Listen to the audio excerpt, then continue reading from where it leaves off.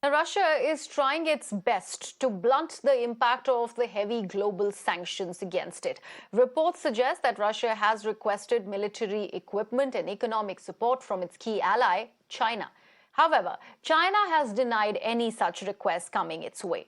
The reports come hours after the White House, in fact, warned that Beijing would, in fact, be facing severe consequences if it goes on to help Moscow evade these sanctions.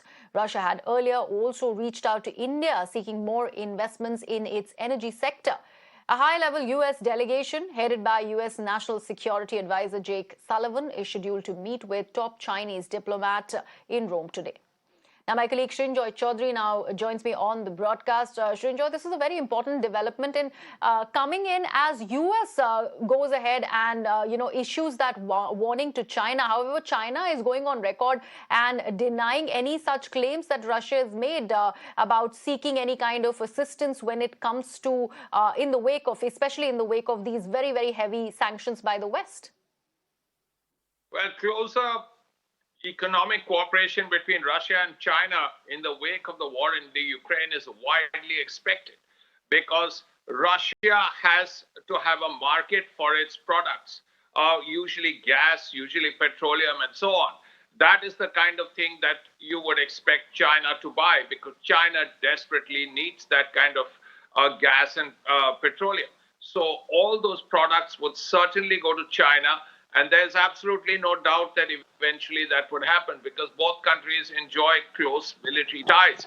Now, as far as military equipment is concerned, you would imagine that the Russians, who are a military superpower, actually have enough.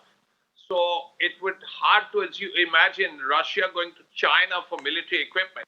But certainly when it comes to economic cooperation, a sale of gas and petroleum and buying of goods from China, you would expect that to happen.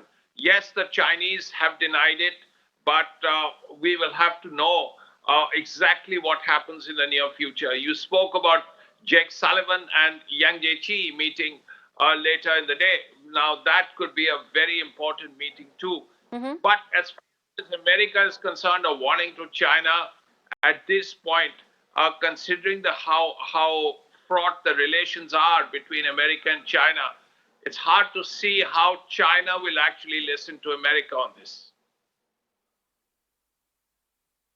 Also, Srinjoy, what about Moscow reaching out to India as well for assistance when it comes to these particular sanctions? What is happening on that account?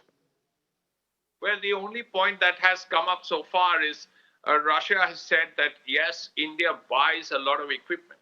Russia buys a lot of oil, particularly from Russia sells a lot of oil and petroleum products to India, and that could increase. Now, sure, that could increase, but we don't know exactly how that will be. What we know is that 60% of Indian weaponry, even today, and some deals are happening right now, like the S-400. In fact, of the 5 regiments of the S-400, only 1 has been delivered. There is 60% of Indian weaponry comes from Russia or is of Russian origin. Right, Srinjoy, thank you so much for all those details there.